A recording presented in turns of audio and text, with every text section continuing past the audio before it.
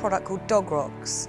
It's an 100% natural rock that we import from Australia, and you put the rock in the dog's water bowl and it will stop burn patches appearing on your lawn, shrubs, box hedge, etc, etc. 100% natural, no change to the pH balance of the dog's urine or the drinking water. It doesn't let anything into the water, doesn't change the smell or the taste. It's hassle-free and very easy to use. You simply change the rock every 2 months. You're not having to medicate your dog in any way. You're not having to give it a pill. It's a lovely product to use. It's difficult to pinpoint why dog urine burns the grass. Some dogs will burn the grass, some dogs' urine won't burn the grass. Some bitches' urine will burn the grass, some bitches' urine won't burn the grass. It's difficult to pinpoint exactly why. It has something to do with the urea and the ammonia and the nitrates, and all of this can be got through their diet and their drinking water. Dog Rocks work on absorption. They filter out of the water some of these impurities that turn the grass brown, but just enough not to change the pH balance of the water or the urine. So there's no side effects, there's no harm to the dog. It's safe for all household pets. I have 2 dogs. One of them is a Scottish Terrier and the other one is a West Highland Terrier. I've had them, or we've always had dogs in our family, so obviously know a lot about their characteristics and traits, especially terriers. We've always actually ended up having terriers. I think Dog Rocks are really important for people that have got pets or dogs and they're really proud of their lawn and their gardens. So obviously you don't want big burn patches on your lawns when you're having guests over, or even just generally for you to enjoy your own lawn, especially if you put a lot of care and effort into your gardening. And also it's great because you're not treating your dog or giving it any chemicals or changing its pH balance or anything like that. So as a pet owner, I don't want to have to be treating my dog in order to have a nice lawn, because then I feel bad. So I think, yeah, it's a really great product for that.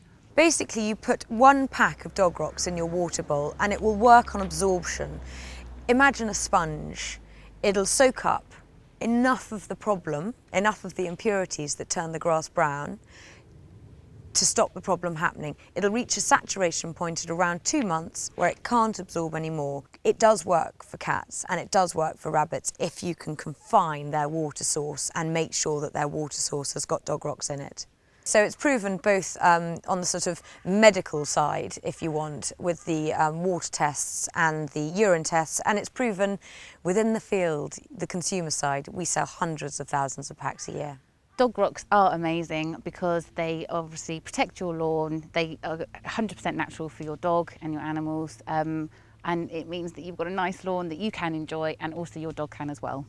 I think in general it's probably a good thing to have a clean home and garden when you've got pets, especially if you've got children around, because you can then reduce the risk of the children catching worms or any other perhaps disease or virus or whatever that animals and pets would have. Not that that's a big problem, but in general it's probably easier and nicer to have a clean home for your pets, for your children. But you know, each to their own, and I certainly wouldn't be in the business of telling someone that their home has to be spick and span and immaculate. So each to their own, but in general I think it would be nicer to have a clean environment for your dogs and pets and children. Pet life balance, as long as you obviously get the right animal for you that's suited to your lifestyle. It's just generally about making sure that you pick the right animal, and then hopefully it will keep everything happy and your home happy, which obviously your pet is there to enhance your life, not be a hindrance. I think with dogs especially, that you get that kind of unconditional love with them, and you don't have that with many other animals. I think maybe horses and things like that, and I don't know, I love having them around. If you get your dog or cat or pet as a youngster within the first sort of 6, 8, 10 weeks of their life, I'd start from the very beginning, diligently trying to train them to do their dirty in a particular spot, to pee in a particular spot if it suits you and suits your environment. So try and get them when they're young and instill in them the values and rules that you want to see throughout their lives. If you have a dog or cat or pet that comes to you when they're older, you just need to perhaps be a little bit firmer and a little bit more defined with your parameters so that they clearly know that in their previous home they might have done X, Y and Z, but they do A, B and C with you. So you just need to be a little bit more defined perhaps with an older pet. My top tips for owning a pet. I would set them clear boundaries so that you give them the confidence to behave within your set boundaries, and that will suit you and the pet. Reward them when they've been good. Pets are very sensitive and they need to know that they're loved. Take them out as much as you can. You don't want them confined to your house. They need to be able to run around, whether it's in a park, by a river. Take them out on the lead for walks if you haven't got access to parks, rivers and outside areas.